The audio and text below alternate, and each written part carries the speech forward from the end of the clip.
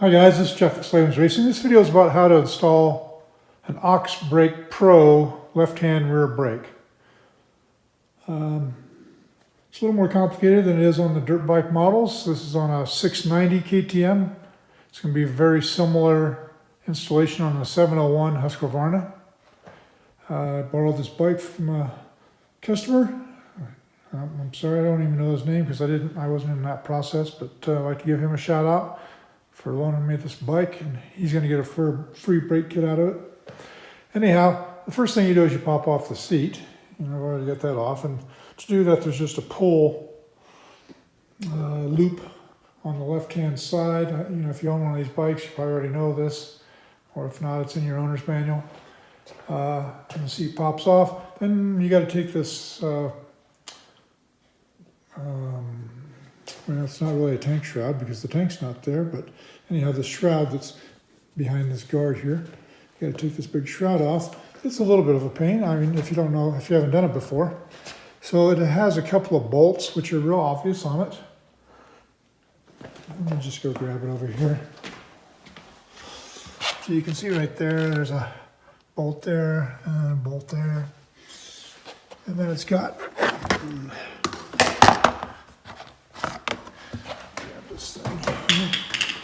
sorry guys, I'm not very organized tonight. And it's got this, whatever you want to call it, this protrusion here that fits into,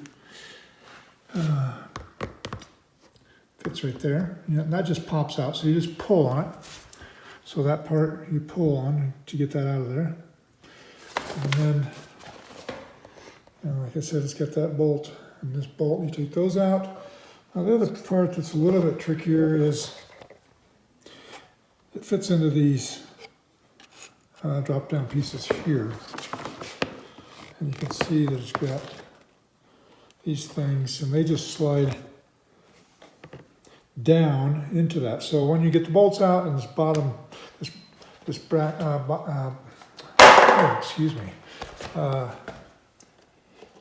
this unattached here, you pull that out. Then you just lift straight up on the shroud. Just grab it and lift it straight up and it comes right off.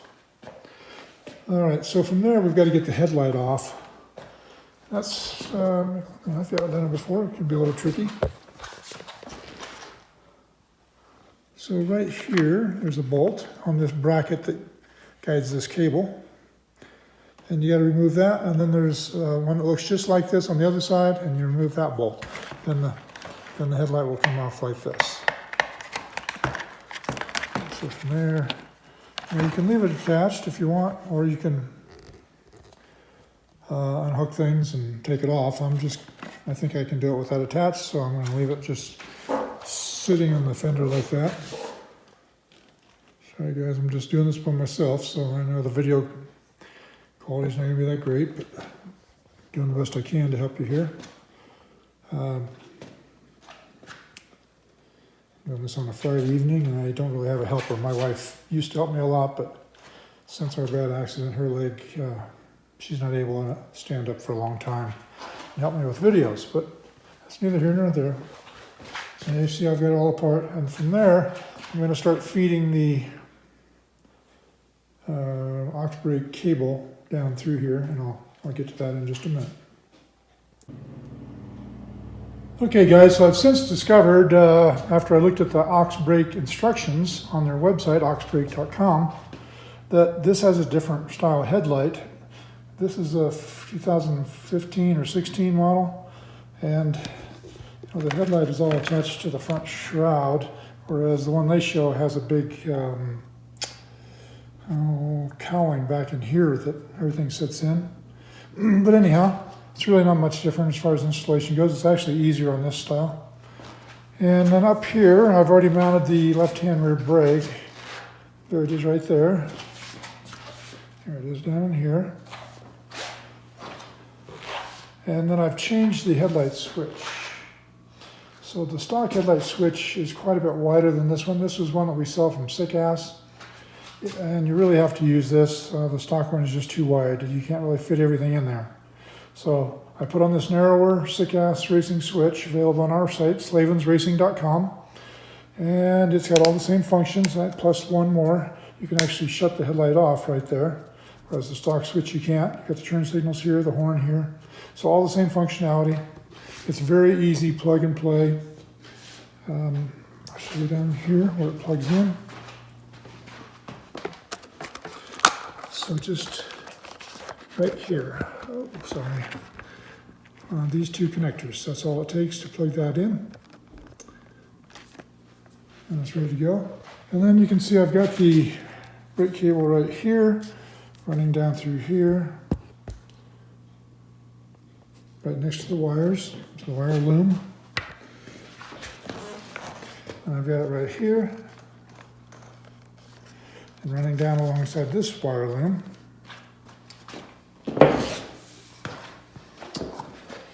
And then running out here. Now, on the model and their instructions, the oil tank's different, and they were able to feed it down through here. There's not enough room to do that on this model.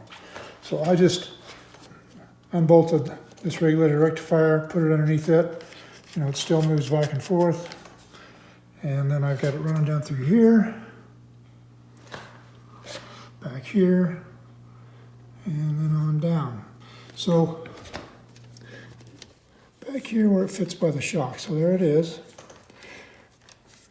It says in their instructions you can push down on the shock or compress it with some straps and then get that through there easier.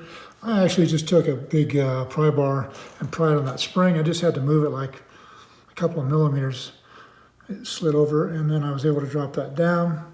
And now you can see I've got this part down here. That's the main piece of it. And then the next step is I'll get this up on the hoist and get that mounted up.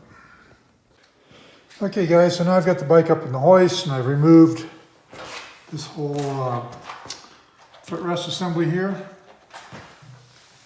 And it's easy to remove. It's got this one big bolt here that takes, I believe it's a 19mm socket. And then another bolt down here, like this. It takes a T40 Torx to get out. Or you can use a 10mm thin wall socket. And then this whole assembly comes off.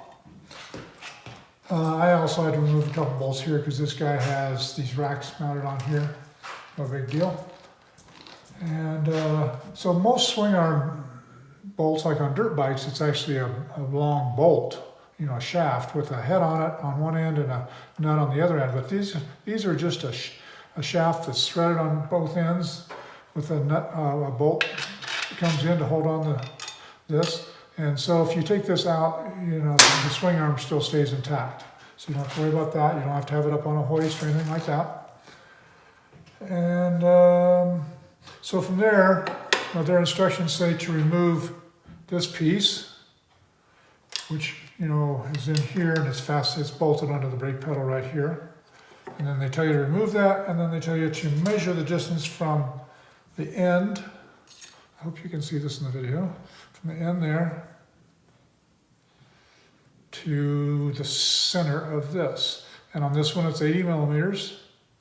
And then they want you to remove this piece, this plunger rod here, and mount it into the ox brake piece.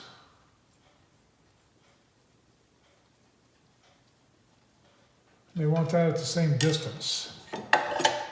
So now they want you to measure from the center of this eye to the end of here. And they want you to set that up the same. It says 80mm or 81 or 2mm, I believe, in the instructions. So this one's real close. Let's see here.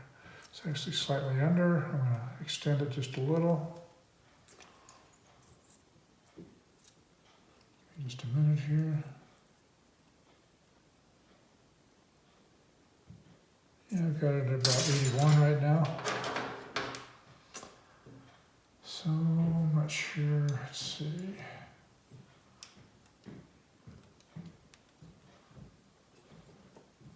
Well, that's going to be a little bit tricky because I can't get a hold of the plunger yet. So I'm actually going to get up there and squeeze the lever a little bit and push this out. Okay, now hopefully you can see this. The plunger, the piston has come out a little ways. It's going to be a little tricky to get a wrench on that. Looks like it's about a 10. Yes, it is. So I need to find a thin wall 10. So that's going to take a minute.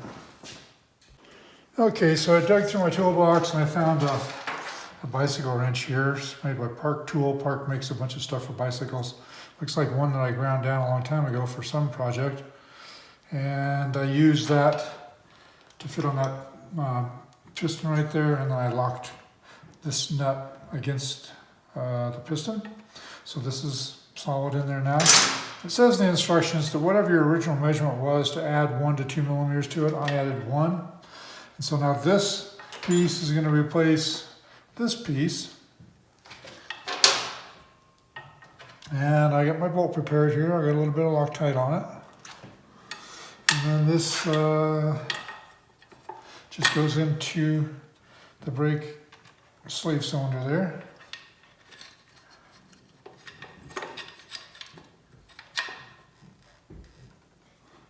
And I've never installed one before on this model of bike, on a 690. I've done several of them on dirt bikes, but so you're just kind of learning with me here.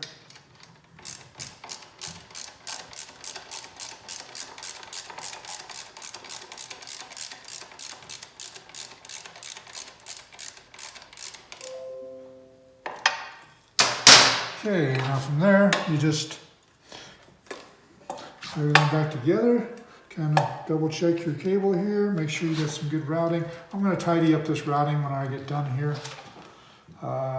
Zip tie everything to the frame and stuff, but for right at the moment I got everything loose. I'm going to put it back up here in place. See if I can do this while I'm doing the video. So then I'll put the bolts in and button it back up. Okay, so I did make one change on the cable routing that I want to show you. That is, well, you can see the cable is here, but I'll bring this down like in this area and fasten it to the frame and just really, get this all cleaned up with some zip ties. And then right up here is where I made the change. So I had it laying across here and going underneath the regulator rectifier. That didn't work because the cable was laying right there, and then this indentation right here is for the fork. And so the fork was hitting the cable, and that's not good. So I took off this bolt and I actually kind of pried this out a little bit and then pushed this cable down in there, put the bolt back in. And so I think I'm going to just probably zip tie it down below like this, but I won't know until I get off the hoist and double check that, but I think that's going to work out. So other than that, guys, I think that pretty well covers it. This video is kind of long, I'm sorry about that, but you should also read the instructions on the Oxbrake site, oxbrake.com.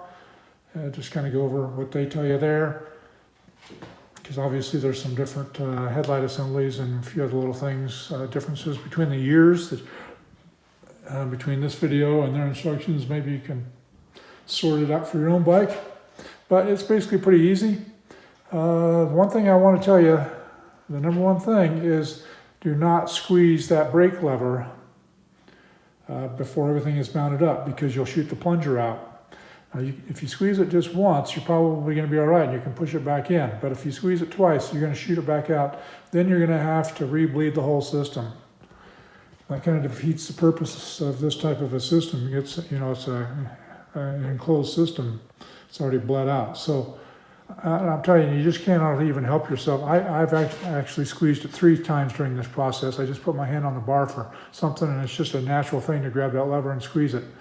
I don't know why, but it seems like we all tend to do that. Just like you grab a bike and you got to twist the throttle.